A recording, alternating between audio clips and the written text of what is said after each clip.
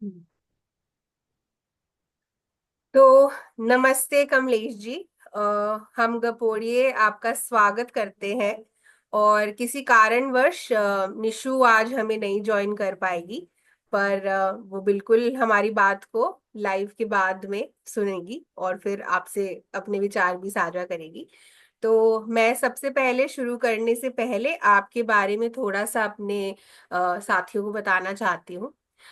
तो आप एक ऐसे व्यक्ति हैं जिनसे मैं पिछले काफी दिनों से लगातार फोन कॉल और कभी कभी मैसेजेस पर भी बात कर रही हूँ। तो मुझे ऐसा लगा कि आप बहुत कम शब्दों में बात करते हैं, पर जो बात करते हैं वो बहुत ही कमाल की होती है।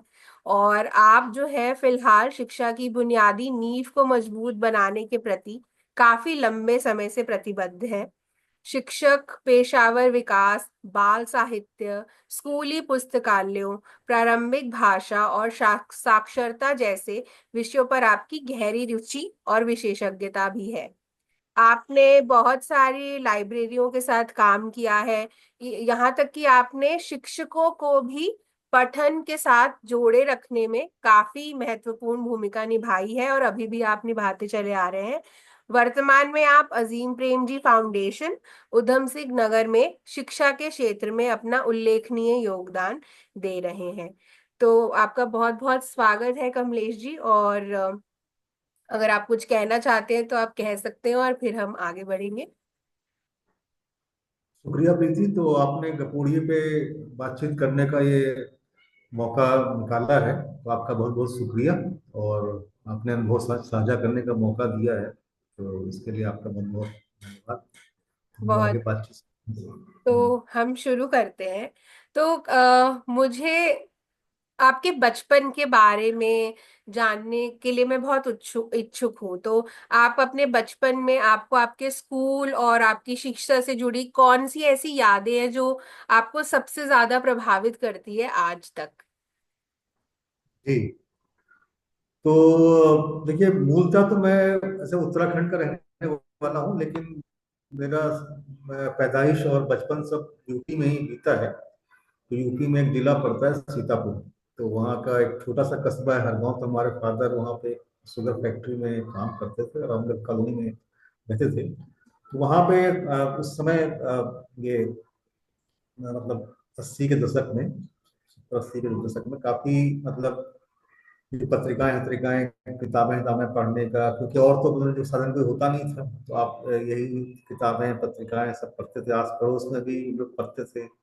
और यही परागनंदन, चंपक, ये सब चीजें। और वहाँ एक क्लब था, और क्लब में हम लोग जाते थे। वहाँ अखबार पत्रिकाएं किताबें सब आती थी, और हमारे साथी भी चीजें पढ़ते थे, उनकी बातें हम लोग सुनते थे किताबों के बारे में और कहानियों के बारे में। और एक ऐसा माहौल था थोड़ा सा, तो उससे। और हमारे घर में भी हमारे पिताजी हमको काफी ये पौराणिक जो कहानियां या रामायण की कहानियां, वो सब रात को सोते वक्त सुनाते थे। तो उसका कुछ असर रहा होगा।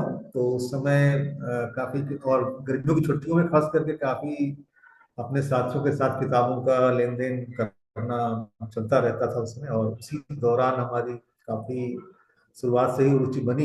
और जितनी हमारी रुचि वो स्कूली पाठ्य पुस्तकों में नहीं थी, जितनी की और किताबों में ज्यादा रुचि थी। कि मतलब पाठ्य पुस्तकों के अलावा जो और किताबें हैं, तो उसको ज्यादा इंटरेस्ट हमारा उस समय काफी रहा था।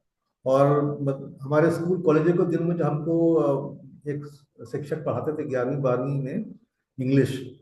तो तो उनको मैं देखता था काफी सारा वो उनका टाइम अधिकतर स्कूल मतलब कॉलेज के वो पुस्तकालय में काफी बीतता था वो। और उनको सब कहते भी थे यार बहुत सारी किताबें पढ़ते रहते हैं।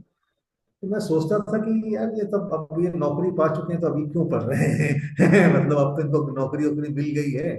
क्योंकि हमको भाई हमारा शिक्षा का मतलब तो ये था कि आप शिक्षा आप नौकरी के लिए करते हैं, और उसके बाद तो ये सब बेकार होता है। तो लेकिन उनकी बातों उनको देख के लगा कि ये क्यों पढ़ते हैं। और वो जो क्लास में पढ़ाते भी थे, तो काफी सारा जो उस समय के मुद्दे होते थे उसको जोड़ के वो बात भी करते थे और अपने संदर्भ में लाते भी थे। और पेपर में भी उस तरह के सवाल, जैसे अंग्रेजी में ट्रांसलेशन आएगा तो कोई घटना का जो घटी होगी अखबार में, तो उसका ही कहेंगे अनुवाद करो। उसको जोड़ के वो, और अपने पढ़ाने में काफी संस्कृति की, साहित्य की, कला की वो बातें, राजनीति की वो करते थे। तो उनसे काफी पढ़ने की प्रेरणा मिली, और उनके बेटे थे, वो भी काफी पढ़ते थे। तो उनसे भी काफी सारा भी काफी फर्क पड़ा, तो उनसे भी काफी हमने प्रेरणा मिली हमको पढ़ने की। तो ये एक शुरुआती। और फिर बाद में जो हम अपनी नौकरी में एक सब शिक्षक की तरह एक काम शुरू किया हमने। तो स्कूल में जो भी हम सब्जेक्ट पढ़ा रहे हैं वो तो ठीक था, लेकिन इसके अलावा जो लाइब्रेरी का जो काम था उसको हमने स्वेच्छा से लिया कि बच्चों को किताबें मतलब पढ़नी चाहिए। तो असेंबली में उनको कोई कहानी सुनाना है, किताबें का लेन देन करना है। तो वहां से फिर हमारा बच्चों के जो ये बाल साहित्य है उनके साथ जुड़ाव हमारा बना उसको लेकर के। और फिर आगे फिर जो हमने जो भी काम शुरू किया कोई संस्थाओं में भी, दिल्ली में हमको संस्था में, तो वहाँ पे स्लम्स में लाइब्रेरी चलती थी। तो उसमें भी काफी सारा हमने लाइब्रेरी को लेकर के काम किया। और फिर लगातार फिर जो भी संस्थाओं में हम काम कर रहे थे, तो उसमें ये पुस्तकालय, बाल साहित्य और ये सब बहुत मेजर काम रहा। वो लगातार वो मतलब चलता ही जा रहा है मतलब। बिल्कुल।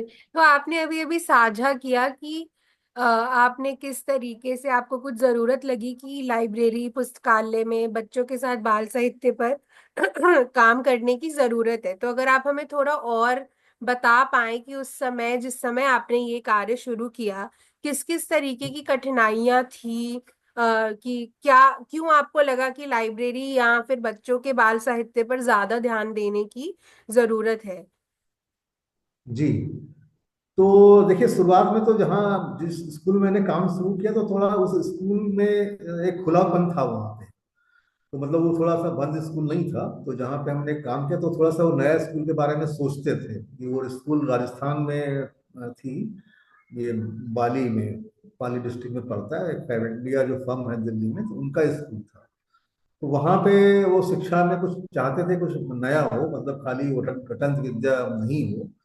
तो कैसे बच्चों को मतलब जो पाठ्य पुस्तकें हैं उसको भी ठीक से क्लासरूम में काम किया जाए, इसके अलावा जो पुस्तकालय, खेल, कला और चीजों से जुड़ा जाए, मतलब है ना, केवल ये नहीं कि खाली आप कोर्स पूरा कर रहे हैं ये। तो वहाँ पे और खास करके वहाँ 5 दिन पढ़ाई होती थी, और सैटरडे के दिन हम लोग टीचर लोग बैठ करके वो अगले महीने हफ्ते क्या काम करना है, कैसे काम करना है, उसके बारे में हम लोग बातचीत भी करते थे। छोटी सी स्कूल थी, और कैसे पढ़ाना है, कैसे प्लान करना है, तो ये वहाँ पे चलता था। और हम शिक्षा के खुद ही कुछ मतलब लेख या कोई किताब पढ़ के उसमें बात करते थे। और इसी तरह बच्चों की जो चीजें होती थी, जो रचनाएं, चकमक है या नेशनल बुक ट्रस्ट की किताबें हैं, तो कैसे उनको एक तो असेंबली में बच्चे भी पढ़ें और टीचर भी पढ़ के उसको सुनाए। इसके अलावा लाइब्रेरी के जो पीरियड बनाए थे जो हम लोगों ने अपने मतलब टाइम टेबल में, तो वहाँ भी बच्चों को किताबों का लेन देन करना, किताबें देना और किताबें सुनाना, किताब पे बातचीत करना। तो ये सब मतलब चलता रहा। फिर मैंने जब संस्थाओं में काम शुरू किया, तो वहाँ पर भी जो बच्चे आते थे उसमें स्लम्स में, जो स्कूल नहीं जाते थे या जो जाते थे स्कूल के बाद आते थे, तो 2 घंटे के लिए वहाँ पे, तो वहाँ भी एक ग्रुप ऐसा था कि जहाँ पे खाली पुस्तकालय की किताबें पढ़ने के लिए आते थे। मतलब कोई ऐसे पढ़ाई लिखाई नहीं, किताबें खाली आप पढ़िए और उस पर बात करिए, कुछ उस पर एक्टिविटी करिए, कोई कहानी बनाइए, कोई कविता बनाइए, कोई चित्रांकन करिए। तो वो सब वहाँ पे चलता था उसको लेकर के। और बाकी जो बच्चों को भाषा भी सीखते थे, उसमें भी कैसे किताबों का इस्तेमाल किया जाए बाल साहित्य का, तो वो भी चलता था। तो वो फिर चलता रहा। फिर बाद में तो ये सब जो नई शिक्षा नीति आई है, नया करिकुलम फ्रेमवर्क का है, तो फिर बाद में तो ये उस विमर्श में शामिल ही हो गया कि कैसे बच्चों को पाठक बनाया जाए, कैसे काम किया जाए। तो वो सब चीजें फिर बाद में सब मेन स्ट्रीम में इस तरह की बातचीत में ये सब चलने लगा। तो अभी तक का ये, और अभी तो काफी उस पर जोर भी है, और हर कोई हर नीति में या करिकुलम फ्रेमवर्क में उसकी काफी सारी रीडिंग कॉर्नर की, पुस्तकालय की बातें की जाती हैं। अभी जो नई शिक्षा नीति आई है उसमें भी ये सब कहा गया है, और काफी जोर भी है कि ये तो कमलेश जी, अगर आप थोड़ा सा अपने स्पीकर के पास आकर बोलेंगे तो आवाज और स्पष्ट आएगी। तो बीच बीच में आवाज थोड़ी सी कम हो जाती है। तो आपने अभी मुझे मतलब बताया कि किस तरीके से आपको लगा कि पुस्तकालय और बाल साहित्य की जरूरत है। तो अब आप काफी लंबे समय से इस क्षेत्र में काम कर रहे हैं। तो आपका क्या मानना है कि जब स्कूल में पुस्तकालयों का विकास हो जाता है और उससे बच्चों के अंदर एक पठन पाठन की आदत भी आने लगती है धीरे धीरे, तो उससे बच्चों की पढ़ाई पर किस तरह का असर आपको आता हुआ दिखाई दे रहा है? वो सकारात्मक है या उससे कोई फर्क नहीं पड़ता? इस पर आपकी क्या राय है? जी। तो देखिए उसमें एक तो ये है कि जो मेरा बच्चों के साथ सीधे काम तो कुछ ही साल का रहा है, लेकिन मैं अधिकतर टीचर्स के साथ में जो काम करता हूँ स्कूल में ना, तो उसमें एक तो बच्चों में काफी सारा जो ये समझ जो है ना, और अभिव्यक्ति, ये काफी उनका भाषा और पर्सनालिटी का जो डेवलपमेंट होता है, व्यक्तित्व का भी काफी कॉन्फिडेंस बढ़ता है उनका है, समझ तो बढ़ती है। और हमारे जो शिक्षक साथी काफी सारा जो काम मेरे साथ मिलके करते हैं, तो उनका भी कहना ये है कि अगर ये इनकी भाषा मजबूत हो जाती है, भाषा सुदृढ़ हो जाती है, तो उनका और विषय में भी काफी सारा फर्क देखने को मिलता है। तो जो भाषाई विकास से उनकी पर्सनालिटी में काफी बदलाव आता है। तो ये वो मानते हैं काफी सारे टीचर्स, और ये हमारे साथ जो भी काम कर रहे हैं, तो उनका ये बिल्कुल मानना है उसमें। और जो काफी सारे जो फिर वो कहानी बनाने लगते हैं, कविताएं लिखते हैं, अपने अनुभव लिखते हैं, तो उससे उनका सोचने का भी दायरा काफी बढ़ता है ना। तो जैसे कि हम कुछ नए स्कूल में जाते हैं जहाँ पर शिक्षक अगर वो पुस्तकालय को लेकर अभी इतना अवेयर नहीं है, और जहाँ पे काफी सारा काम पुस्तकालय का होता है, दोनों में आपको बहुत अंतर देखने को मिलेगा बातचीत में। तो आप जाओगे, क्योंकि मेरा भी काफी सारा अनुभव रहा है कि हम जब जाते हैं दूसरे स्कूलों में, तो वो बच्चे खास करके उन अगर आप कोई कहानी पे या कोई कविता पे बात करें, तो इतना वो किताबी बातचीत तो कर सकते हैं वो लोग किताब में जो पाठों में, लेकिन आप कोई खुले सवाल पूछेंगे, कुछ खुला कुछ सोचने को बोलेंगे, तब उनको उसमें वो फिर मजे आएंगे। लेकिन जब दूसरे स्कूल में जाएंगे जहाँ बच्चे काफी खुले हुए हैं, किताबें पढ़ते हैं, बात करते हैं, कुछ लिखते हैं, तो उनके साथ आपको एक अलग तरह का फीलिंग होगी उसको लेकर के। तो ये नजर आता है उसको लेकर के। और बच्चे काफी सारी और फिर जो किताबें पढ़ने लगते हैं, तो मैंने देखा कि एक तरफ तो हम काफी ये एफएलएन से जूझ रहे हैं, ये एफएलएन बच्चों को नहीं आ रहा है, लेकिन यही दूसरी जगह देखने को मिलता है जहाँ पे वो किताबें पढ़ रहे होते हैं, तो वो अपने स्तर से ऊपर की किताबें पढ़ रहे होते हैं। एग्जाम्पल ये आया कि चौथी पांचवी क्लास में तोतो चांद वाली किताब पढ़ रहे हैं, या पिप्पी वाली किताब पढ़ रहे हैं, या पहला अध्यापक वाली किताब पढ़ रहे हैं, जो बच्चों के बाल साहित्य में की श्रेणी में अभी नहीं आती है।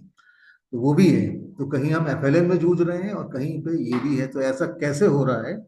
तो इसको भी समझने की जरूरत है। मतलब तो ये किताबों का ही प्रभाव है, और बाकी टीचर उसमें किस तरह से काम कर पाता है, अगला मुद्दा है कि शिक्षकों में कितना उसमें इंटरेस्ट बना है।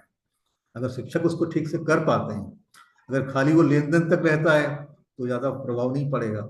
लेकिन जहाँ पे उस पे किताबों पे बातचीत होती है, सुनाई जाती है, तो उससे काफी सारा बच्चों पे पर प्रभाव पड़ता है। तो हमारी बात की शुरुआत में ही आपने बताया था कि जब आपके अंग्रेजी के अध्यापक कक्षा में आते थे और वो पढ़ने किताबों की बात करते थे और आपको लगता था कि अब तो इनकी नौकरी लग गई, तो अब ये क्यों पढ़ रहे हैं? तो उसी से मेरा अगला सवाल जुड़ा हुआ है कि जैसे आपने ग्रामीण क्षेत्रों में, अर्ध शहरी क्षेत्रों में, प्राथमिक शिक्षा के क्षेत्र में आपने काम किया है, तो आपको बहुत सी चुनौतियां भी आई होंगी, क्योंकि जिस तरीके से मध्यम वर्ग का ये सोचना है कि पढ़ाई मतलब सिर्फ किताब थोड़ी बहुत पढ़ी, नौकरी करो, जाके एग्जाम पास करो और नौकरी कर लो। तो जो हमारी पुस्तकालय का जो अवधारणा है कि बच्चों में किताबों के प्रति ललक हो, वो मजे के लिए पढ़े, तो उस इस क्षेत्र में आपको किस तरीके की चुनौतियां आई? मतलब ग्रामीण और अर्ध शहरी क्षेत्रों में आपको किस तरीके की चुनौतियां आई, अभिभावकों से या शिक्षकों से, अगर कुछ आपको चुनौतियों को सामना जी। करना पड़ा? तो देखिए कि अधिकतर जो मेरा काम रहा है वो प्राथमिक स्कूलों के साथ, शिक्षकों के साथ में रहा है ना, या स्तंभ में रहा है थोड़ा बहुत। तो उसमें एक तो ये समस्या होती है कि जो बच्चे वो स्कूलों में आते हैं, प्राथमिक स्कूलों में, और अधिकतर वो सबसे मतलब पिछड़े वर्ग के बच्चे होते हैं, जिनके माता पिता तो छोटे मोटे काम करते हैं, मजदूरी करते हैं, तो उनके घर में तो कोई इस तरह का किताबों का कोई माहौल होता नहीं है उसमें, है ना। और फिर वो स्कूल में ही करना होता है, आपको जो कुछ करना है आप स्कूल में करिए, क्योंकि घर में उस तरह का भी कोई माहौल, वो अपने ही रोजी रोटी के लिए, अपनी जीविका के लिए संघर्ष कर रहे होते हैं, उनमें शिक्षा का जो चीजें होती हैं वो बहुत ही पीछे पायदान में होती है। तो उसको मतलब उसमें होता है कि स्कूल में जो काफी जो रीडिंग कॉर्नर स्थापित करने की बात है या लाइब्रेरी चलाने की बात है, तो उसमें हमारी जो टीचर से बातचीत होती है, भाई आपको ही सब करना है ना। आप उनके भरोसे आप नहीं छोड़ सकते कि अब पेरेंट नहीं करते हैं, वो आते नहीं है, वो भेजते नहीं है, तो आप इसमें आप क्या कर सकते हैं ये आपको सोचना है इसमें, है ना। तो ये एक वो रहता है, तो उसमें तो ये रहता है, तो उसमें अब उसमें जो कुछ हमारी ट्रेनिंग या उसमें बातचीत होती है, और उसमें कई संस्थाओं ने स्कूलों में लाइब्रेरी बनाई भी है, कई संस्थाएं लाइब्रेरी को लेकर काम भी कर रही हैं, है ना। जरूर टू रीड है, टाटा ट्रस्ट है, और प्रथम है, बहुत सारे लोग काम भी कर रहे हैं लाइब्रेरी को। तो किताबें वहाँ पे लाइब्रेरी में स्कूलों में दी भी गई हैं, और सरकार भी के साथ पैसा देती है, बजट बजट आता है। हमारे प्राइमरी में 5,000 रुपए का बजट अभी किताबें आना शुरू हुआ है, वहाँ भी आना शुरू हुआ, पहले नहीं आता था, तो अभी वहाँ भी शुरू हुआ है। तो अब उसका इफेक्टिव कैसे इस्तेमाल हो किताबों का, तो उसमें तो अब अगला फिर होता है कि शिक्षकों का विश्वास बनाना कि भाई पुस्तकालय से क्या होता है, इसकी जरूरत क्यों है। क्योंकि उनको भी, क्योंकि वो भी जो भी अब उनकी भी गलती नहीं है, जिस सेटिंग में वो भी पढ़ के आए हैं, जिनमें जिसमें वो भी टीचर बने हैं, तो अब उनको किताबों का कितना साथ मिला हुआ है, उन्होंने क्या पढ़ा है, मतलब किसकी संगत में रहे हैं, और किस स्कूलिंग में या जहाँ कॉलेज में पढ़े हैं, तो वहाँ किताबों को लेकर क्या चर्चा हुई। तो अब उनका भी रहता, वो भी एक उससे आते हैं अपने मतलब पूर्व अनुभव से, अपने पूर्व समझ से। तो उनको भी लगता है कि यार अभी ये पहले कोर्स की किताब तो पढ़ लें, कोर्स ही मतलब है यही, तो पहले किताब पाठ्य पुस्तक पढ़ लें। तो ये जो लाइब्रेरी का कॉन्सेप्ट है, ये तो मतलब तथाकथित ये जो प्राइवेट स्कूल हैं जहाँ पे बच्चे जाते हैं अंग्रेजी मीडियम के स्कूल, उनके लिए है। इन बच्चों के लिए इसकी अभी कोई जरूरत नहीं, इनको कम से कम जो छोटा मोटा पढ़ना लिखना आ जाए, जोड़ घटाना गुणा भाग आ जाए, उतना ही कर लें, उतना बहुत है। तो उनके साथ में इसके बारे में, और दूसरी बात, और किताबों का जो मतलब जादू है या जो उसकी इम्पोर्टेंस है, और उनको उन्होंने भी बहुत महसूस नहीं किया होता कि इनसे वास्तव में क्या होता है, उनको लगता है। क्योंकि जो भी हमारा पूर्व धारणा भी जो बचपन से ही रही है या रही है, तो वहां भी पहले कहा जाता था कि भाई कोर्स की किताब पढ़ो आप, है ना। कोर्स पढ़ो, परीक्षा में अंक पाने हैं परीक्षा में अंक लाने हैं आपको, ये तो आप बाद में भी पढ़ लोगे। तो ये चीजें लोगों में बैठी रहती, भाई आप नौकरी मिल जाएगी तब आप उपन्यास कहानी ये सब पढ़ना। तो एक वो भी लेकर के आते हैं अपने मतलब, तो उसका उतना वो अपनी स्वीकार्यता जल्दी बन नहीं पाती है इसको लेकर के। और बाकी उसमें तमाम सारा ये बाल साहित्य के प्रति नजरिया है, कैसा होना चाहिए, कैसे करना चाहिए। तो फिर ये सवाल, क्योंकि हमने देखा कि तमाम जारी संस्थाओं ने जो कि वहां पे लाइब्रेरी बना भी दी, लेकिन उसका इस्तेमाल उतना मतलब बच्चों के साथ हो नहीं पाया उसका, है ना। मतलब नहीं, खाली लेन देन तक सीमित रहा। तो फिर मुझे लगा कि टीचर्स के साथ में इस पे कैसे इसका उपयोग करना चाहिए और बाल साहित्य पे कैसे समझ बने, इसको लेकर के और रिग्रस तरीके से कुछ काम करने की जरूरत है। और उसमें ये बात समझ में आई कि अगर इसको, अगर पुस्तकालय को इफेक्टिव चलाना है, करना है स्कूल में, तो शिक्षक भी किताबें पढ़ें, बाल साहित्य को पढ़ें। और अगर बच्चों को पाठक बनाना है, तो शिक्षक के अलावा जो पेरेंट्स हैं वो भी पढ़ें, ये भी सवाल है कि वो भी पढ़ें, तभी ये पूरा मामला बनेगा। और केवल बच्चों को की किताबें लेन देन से काम नहीं चलेगा, तो शिक्षक को भी पढ़ना चाहिए और पेरेंट्स को भी पढ़ना चाहिए। तो शिक्षक क्योंकि पेरेंट भी हैं, और भी पेरेंट हैं, तो वो भी पढ़े। तो कुछ कुछ जगह ये भी देखने में आता है, बच्चे जो किताबें घर ले जाते हैं तो उनके मम्मी पापा भी पढ़ते हैं वहाँ पे कि हमारे लिए भी किताब ले आना। कुछ एग्जाम्पल कहीं कहीं पे आते हैं कि उनके बड़े भाई बहन या उनके रिश्तेदार वो भी मांगते हैं कि हमें भी पढ़ने को दीजिए। तो अब उसमें काफी सारा जोर समझ में ये आया कि शिक्षकों के साथ भी इसमें एक तो उनके पेशेवर विकास की दृष्टि से पढ़ना लिखना, और ये बाल साहित्य के बारे में समझ बनाना, ये भी काफी सारा जरूरी है। क्योंकि हमारी टीचर्स ट्रेनिंग में भी जो अधिकतर जो काम अभी हो रहा है, उसमें भी काफी सारा ये लग रहा है कि चीजें एक्टिविटी और टीएलएम से हो जाएंगी, है एक्टिविटी करिए और टीएलएम करिए, इससे उसमें जोर इस पे नहीं कि आप खुद से सोचिए, खुद अपना थोड़ा चिंतन करिए। और तो वो तो ये मुझे काफी सारा लगा। और तो इसमें हमने आगे फिर काम शुरू किया कि हम स्कूल जाते थे, टीचर्स के जाते हैं, तो हम बात करते हैं कि भाई आपको कितना पढ़ने का समय मिलता है, आप क्या पढ़ते हैं। वो कहते हैं कि हमको समय नहीं मिलता है सब पढ़ने का, और बाकी सिस्टम में उस तरह का कोई माहौल भी नहीं है कि कोई इसको लेके चर्चा भी होती है कि आप क्या पढ़ रहे हैं, क्यों पढ़ रहे हैं, तो यही है। तो आगे इस पे हमने काम भी किया है इसको। तो आपने एक बड़े ही गहरे मुद्दे की ओर आप बात को ले गए कि अगर किसी को बच्चों को पढ़ने की आदत लगानी है तो उसके लिए उनके इर्द गिर्द मौजूद जो वयस्क हैं उनको भी पढ़ने की एक आदत होनी चाहिए, जिसके लिए आप शिक्षकों के साथ भी काम कर रहे हैं, आपकी बात से पता चल रहा है। तो मैं और थोड़ा जानना चाहती हूँ कि जब आप, पहले तो आप शिक्षकों के साथ पढ़ने को लेकर कैसे काम कर रहे हैं, क्योंकि आपने ही अभी बोला कि स्कूल में जब आपने उनसे पूछा कि समय कितना मिलता है आपको पढ़ने के लिए, तो वो मना करते हैं कि हमारे पास समय होता ही नहीं है। और मैं भी एक अध्यापक हूँ और मुझे भी पता है कि मेरे पूरे दिनचर्या में मेरे खुद के लिए पढ़ने का समय नहीं है। या तो मैं कुछ एडमिनिस्ट्रेटिव रिकॉर्ड भर रही होती हूँ, या मैं अपनी क्लास ले रही होती हूँ, या कोई और कॉरिडोर ड्यूटी कर रही होती हूँ। तो ऐसे में इन सब चुनौतियों के बावजूद आप किस तरीके से शिक्षकों के साथ काम कर रहे हैं पठन और पाठन पर? जी, आपने काफी अच्छा सवाल पूछा है। तो देखिए, मैं पिछले 10 साल से तो लगातार शिक्षकों के साथ मैं अभी काम कर रहा हूँ। उसमें टीचर्स के साथ ट्रेनिंग करना, वर्कशॉप करना, उनके स्कूलों में जाना और मीटिंग्स करना, है ना, और सेमिनार आयोजित करना। तो ये लगातार चल रहा है पिछले 10 साल।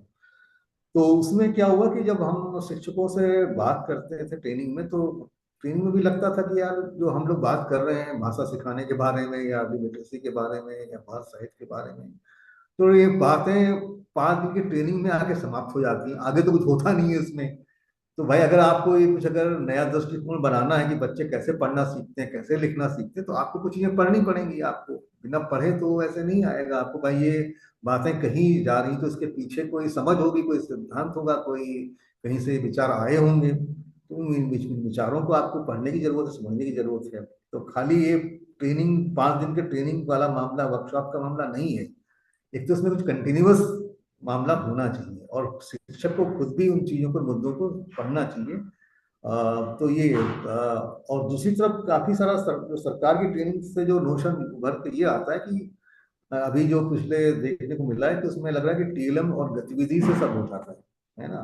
मतलब उसमें आपको ज्यादा सोचने की जरूरत नहीं है। तो यही लग रहा है। अभी तो काफी सारा जगह पे टेक्नोलॉजी आ गई, तो अब लोगों ने, आप टीवी चला दीजिए, बच्चे टीवी देख रहे हैं, तो लग रहा है उससे भी पढ़ाई हो रही है। तो उसमें टीचर्स का रोल क्या है ना, उसको कैसे आप उसमें कोई डायलॉग करते हैं, क्या क्या चर्चा इनिशिएट करते हैं, कैसे कोई कॉन्सेप्ट को आप इनिशिएट करते हैं, तो ये सब मुद्दे हैं उसमें। तो उसके लिए आपको उसकी थोड़ी समझ होनी चाहिए। तो फिर ये चल रहा था। तो फिर तो हम टीचर से, तो उसमें खाली आता था कि हम समय नहीं मिलता है, अखबार अखबार तो पढ़ लेते हैं, किताब किताब इतना नहीं पढ़ पाते हैं, कुछ सरल सरल टाइप की किताबें छोटी मोटी ऐसे कुछ देख लेते हैं बाकी। तो फिर जब ये तो ये सब चल ही रहा था। तो हम लोग कुछ लेख भी देते थे पढ़ने के लिए, आप थोड़ा इसको पढ़ के पढ़ें, इसको देखें, इसको लेकर के स्कूलों में जा करके। तो उसका कोई बहुत ज्यादा हमें रिजल्ट नहीं मिला। तो फिर जब ये कोविड का टाइम आया, जब 2020 में, तो जब स्कूल स्कूल सब बंद हुए, तो मुझे लगा कमलेश कि जी, मैं आपको काट रही हूँ, आपका चेहरा नहीं दिख रहा स्क्रीन। जी अब दिख जी। रहा है, हाँ जी। तो उसमें फिर जब ये कोविड का समय आया 2020 में, तो फिर जब सब लोग घर में ही थे, तो हमने मुझे लगा कि अब क्या करना चाहिए इसमें, मतलब कुछ मैं एक बार शिक्षकों से अगर कोई डायलॉग करना है, तो फिर उसमें आया कि बातचीत चलेगी, उनके साथ कोई बातचीत तो करनी चाहिए, कैसे करेंगे। तो फिर उसी में एक व्हाट्सएप समूह बनाने का विचार फिर आया कि एक व्हाट्सएप समूह के माध्यम से, व्हाट्सएप आ गया था उस समय, तो उसके माध्यम से हम लोग कुछ डायलॉग कर सकते हैं। तो फिर मैंने कहा कि ये ठीक है। तो इसमें फिर जो हमारे टीचर परिचित थे, जो हमारी ट्रेनिंग वर्कशॉप में आते थे, जिनको मैं जानता था, तो उनको एक छोटा सा हम लोगों ने ग्रुप बनाया, और उनसे पहले तो फोन से बात करी कि यार क्या ऐसे कुछ हम लोग सोच रहे हैं, क्या कर सकते हैं इसको करके लेकर। तो उन्होंने कहा ठीक सर, करिए आप इसको, अच्छा रहा। तो शुरुआत में 15-16 लोग उसमें जुड़े, मतलब बनाया ग्रुप। तो उसमें हमने ये रखा कि भाई इसमें कुछ चीजें आपको पढ़ने को भेजी जाएंगी, और आप मजे के लिए खाली इसको पढ़िए, मतलब इसका कोई शिक्षा इक्षा से भी कोई लेना देना नहीं है। आप ऐसे ही इसको, कोई कहानी है, कुछ कविताएं हैं, कोई लेख हैं, कोई जानकारी वाले लेख हैं, आप ऐसे ही इनको आप पढ़िए इसको। तो उसमें फिर मैंने उनको तमाम सारी जो पत्रिकाओं से कुछ अच्छे मतलब टेक्स्ट थे, अच्छी पाठ सामग्री उनको चुन करके शक्ल से या संदर्भ से या और जो पत्रिकाएं हैं विमर्श से मतलब है ना, या बुनियादी शिक्षा, तमाम जैसे ढूंढ करके या किताबों से कोई कहानी निकाल करके तो उनको मैंने उनको भेजना शुरू किया।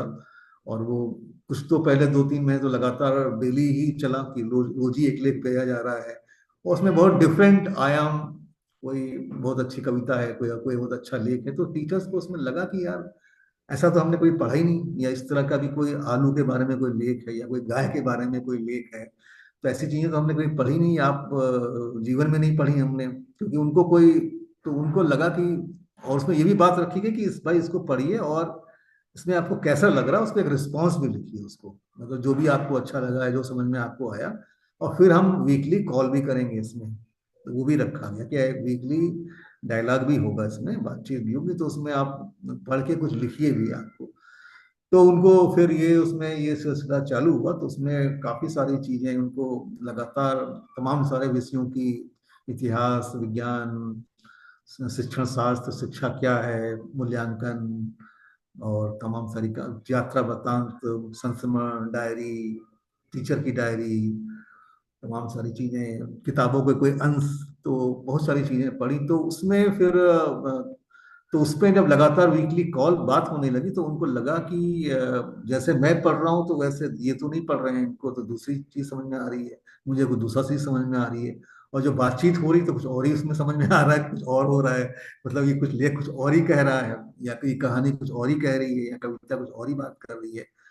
तब उनको समझ में आया कि ये जो ऐसे ही मतलब कि जो होता है पढ़ना, मतलब कैसे प्रक्रिया ये क्या होती है इसको लेकर के, तो ये लगातार फिर ये कोविड के दौरान शुरू हुआ और ये चल रहा है। पहले पहले हम लोगों ने लगातार हर दिन 6 लेख भेजते थे, फिर बाद में धीरे धीरे 3 किए जब थोड़ा स्कूल खुला, फिर अभी हम एक लेख भेजते हैं, और बाकी किताबें किताबें जो तमाम सारी छोटी मोटी किताबें जो ये भारतीय ज्ञान विज्ञान समिति की हैं, है ना, वो काफी सारी भेज देते हैं पढ़ने के लिए।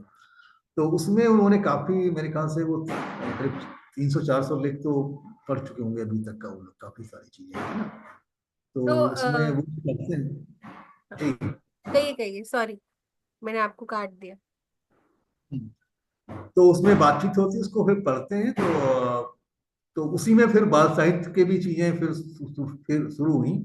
फिर बाद में जब स्कूल खुल गया तो फिर उसमें हमने क्लासरूम में क्या कर रहे हैं वो भी बात चालू हो गई, कि अब चलो ठीक है आपने काफी सारा पढ़ लिया है और इसमें जो बात की जा रही पढ़ाई लिखाई के बारे में, तो कुछ करके भी देखें भी हम लोग, हमने पढ़ तो काफी कुछ लिया, थोड़ा सा अपने क्लासरूम में भी कोशिश करें कैसे एक प्लान ढंग से कोई पाठ पढ़ाया जाता है, कोई कविता पढ़ाई जाती है, कोई कहानी पढ़ाई जाती है, कोई बात किताब पे काम किया जाता है, और उसके साथ में लिखने का भी काम, भाई अगर इस टीचर ने ये लेख लिखा हुआ है तो कैसे लिखा हुआ है, इसका कुछ स्ट्रक्चर देखिए इसमें, तो उनको लगा कि यार ये तो कुछ हम भी करते हैं तो हम भी कुछ लिखें, तो उसमें लिखने का भी, अपना अनुभव लिखने का भी काम, तो मतलब होलिस्टिक वो एक शिक्षक विकास का जो मामला है ना, वो शुरू हो गया उसमें, एक नजरिया बनाना शिक्षा के बारे में, शिक्षण के बारे में, भाषा के बारे में, विषयों के बारे में, बच्चों के बारे में, बच्चों के सीखने के बारे में, और पढ़ना और लिखना, क्लास में काम करना, तो एक होलिस्टिक व्यू टीचर डेवलपमेंट का वो उसमें उभर के वो आया, और जो अभी तक का वो चल रहा है। फिर बाद में तो फिर हमारी जो वर्कशॉप एज यूजुअल होती हैं गर्मियों जाड़ों में, वो हम लोग करते रहते हैं, सेमिनार भी करते हैं, और बीच बीच में वेबिनार भी आयोजित करते रहते हैं कि आप बाल साहित्य पे कोई ये बात करेंगे, कोई ये बात करेगा, तो पूरा वो चल रहा है। जैसे हमने पिछली अभी गर्मियों में अभी जून में हमने पूरा 4-5 दिन बाल साहित्य के बारे में ही बात करी, उसमें 15-20 किताबें जो थी अच्छी चयन करके उनको उठा के उस पर ऑनलाइन मोड में बातचीत किया कि इसमें क्या लग रहा है, क्या आपको इसमें महसूस हो रहा है, बिल्कुल। और कभी कहानियों पे, कभी कविताओं पे, मतलब तो उसमें इंटरेस्ट जगाने का, तो उसमें देखने को आया कि कुछ कुछ टीचर्स में इंटरेस्ट बना के, जैसे कि इस बार हमारे कुछ 2 टीचर अभी विश्व पुस्तक मेले में भी गए थे, वहां से काफी किताबें लाए, और बाकी वहां पे एक छोटी सी दुकान है रुद्र, वहाँ हम रुद्रपुर में बुक फ्री करके, तो टीचर वो भी पता है उसको कि कौन टीचर किताब खरीदता है, वहां से।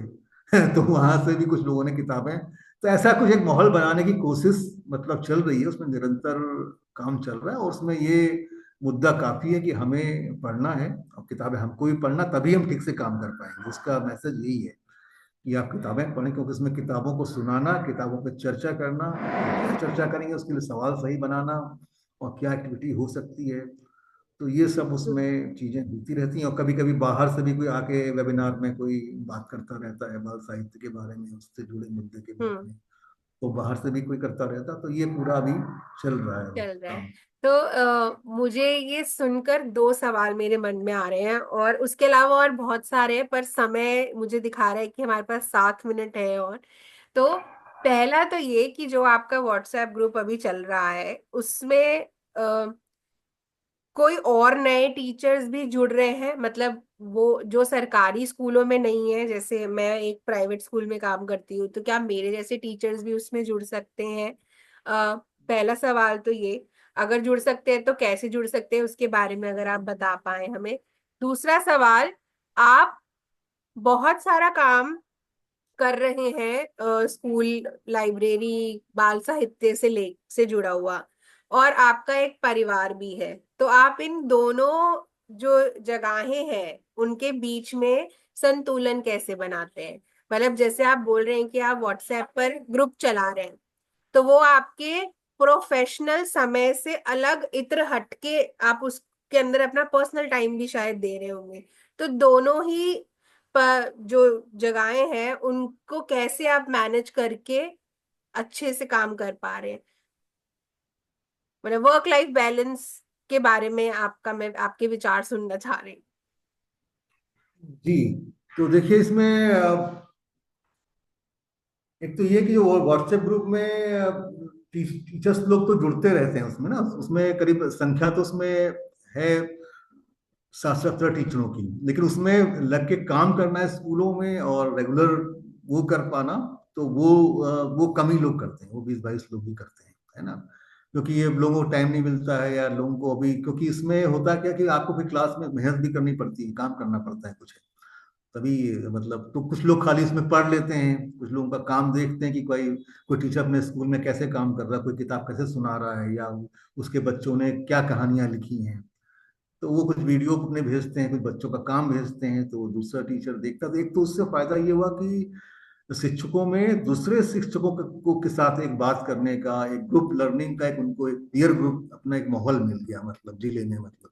तो एक तो बात ये हुई कि जो थोड़ा सा पढ़ना चाहते, थोड़ी इच्छा थी, तो उनको एक कुछ टीचर से बात करने का, एक एक या उनके साथ डायलॉग करने का एक मौका मिला, तो एक दूसरे से आपस में सीखने की प्रक्रिया भी काफी सारी उसमें चालू हुई उसमें लेकर के। ठीक है, तो नए टीचरों को जोड़ने के बारे में हम लोग ये करते हैं कि हम साल में एक दो बार आमने सामने भी बातचीत करते हैं। उसमें ये होता है कि भाई साल भर में आपने क्या किया अपने स्कूल में, अपने काम का रिफ्लेक्शन करना। उसमें ये भी सिखाया जाता है ग्रुप में कि आप अपने को देखो, आप क्या कर रहे हो, है ना। क्योंकि मेनली तो शिकायत अधिकतर काफी सारी टीचर्स की रहती है कि व्यवस्था हमको कुछ करने नहीं देती है, उसमें दिक्कतें हैं, हमको बहुत सारे काम दिए जाते हैं, हम कर नहीं पा रहे हैं, दूसरे बच्चों के पेरेंट्स इतना ध्यान नहीं दे पाते हैं। तो हम कहते हैं आप क्या कर सकते हो, आप अपने पे सोचो थोड़ा सा। तो ये उसमें मेन रहता है कि अपने पे रिफ्लेक्ट करना कि मैं क्या कर रहा हूँ, और मैं क्या कर सकता हूँ अगर ये नहीं हो पा रहा है। तो उसमें ये उनको सोचवाना, क्योंकि मैं भी एक शिक्षक पेशेवर विकास को एक सरकारी सिस्टम में समझने की कोशिश कर रहा हूँ कि वास्तव में शिक्षकों का विकास या वो सीखना कैसे होता है, क्या करना पड़ता है आपको लेकर के। तो वो एक मुद्दा, क्योंकि हमारी संस्था का भी मुद्दा शिक्षक पेशेवर विकास का है, लेकिन उसको थोड़ा गहराई से समझना, तो वो उसमें रहता है। और दूसरी बात यह है कि अब जो आपने पूछा कि परिवार के साथ में कैसे आप करते हैं उसको, मतलब बैलेंस कैसे करते हैं, तो परिवार के साथ उनका परिवार का काम चलता रहता है, और बाकी मैं अपना काम करता रहता हूँ उसमें। तो ये रहता है, काफी कुछ शिकायतें भी रहती कि आप ज्यादा इसमें ही लगे रहते हो वहां हूँ। से, कि आप इसमें ही ज्यादा लगे रहते हो, ये है। तो रहता है, लेकिन अब उसमें अब चलता है, क्योंकि जोड़ना अब इसमें पड़ेगा। हम्म। करना करते हैं इसमें, तो और उसमें तो ये है उसमें। हम्म। और बाकी उसमें टीचर को जुड़ना चाहते हैं, जैसे हमारे उसमें कुछ और जिलों के टीचर भी जुड़े हुए हैं, है ना। मतलब खाली उधम सिंह नगर के अलावा कुछ और उसमें बागेश्वर के या पिथौरागढ़ के या नैनीताल के भी उसमें और टीचर भी जुड़ सकते हैं, लेकिन उसमें यही है कि उसमें एक तो टाइम निकालना पड़ता है आपको शाम के। हम्म। भाई आप स्कूल के टाइम में वीकली एक तो कॉल में आप आओ उसमें, नहीं है कर। ना।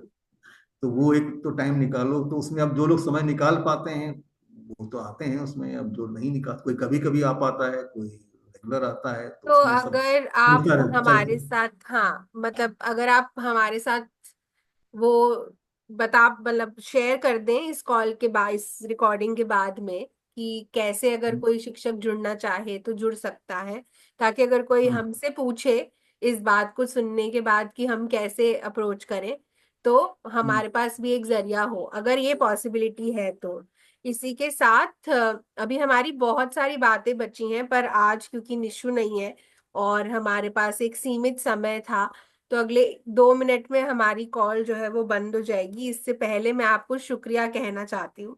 तो कमलेश जी, आपने हमें बहुत सारी बातें बताई, जिसमें आज की बातचीत से मेरे लिए सीखने की बात थी एक, कि अगर हमें बच्चों को पढ़ने की आदत लगानी है तो खुद पहले उनके साथ, उनके सामने पढ़ना पड़ेगा, और खुद को भी वो लत लगानी पड़ेगी पढ़ने की। दूसरा, कि किस तरीके से आपके पास बहुत सारी आर्थिक सहयोग नहीं है, लेकिन आपने अपने बलबूते से कोरोना के टाइम पर एक व्हाट्सएप ग्रुप बना, और वो आज तक जारी है। आप अपने स्तर पर किस तरीके से शिक्षकों को, की जो कम्युनिटी है या शिक्षा को वापस दे रहे हैं, वो एक सोच, एक जज्बा हमारे अंदर खुद होना चाहिए। तो ये दो चीजें मैंने आज आपसे बात करके जानी, और इसी के साथ मैं आपको बहुत बहुत शुक्रिया कहती हूँ। और हमारे उन सभी तमाम दर्शकों को भी ये कहना चाहती हूँ कि इसी तरह हमारे साथ जुड़े रहिए, और हम आपके लिए उन लोगों को लेकर आने की कोशिश कर रहे हैं जो सच में धरातल से जुड़कर शिक्षा और बाल साहित्य के क्षेत्र में कुछ कमाल का काम कर रहे हैं। आप सभी का बहुत बहुत शुक्रिया। तो कमलेश जी, आप कुछ कहना चाहते तो कह आपका भी सकते हैं। बहुत बहुत शुक्रिया प्रीति। तो बस खाली मैं एक बात जोड़ना चाहूंगा कि इसमें मैं तो काम कर ही रहा हूँ, मेरी संस्था का भी काफी सहयोग रहा है। अगर हम जी। कुछ प्रोग्राम आयोजित करते हैं, है ना, तो हम्म। उसमें संस्था ने भी इस काम को हमारे मतलब अप्रिशिएट किया है, और वो भी अभी भी मदद करते हैं। जो भी हमको वहाँ पे प्रोग्राम करना है, कोई सेमिनार करना है, कुछ करना है, तो उसमें उनका पूरा सहयोग रहता है, उसमें कोई दिक्कत नहीं है। बिल्कुल, तो संस्था का भी आप बहुत बहुत शुक्रिया, आपका भी बहुत जी बहुत शुक्रिया। जी तो जी। हम फिर मिलेंगे। शुक्रिया कमलेश जी, आपके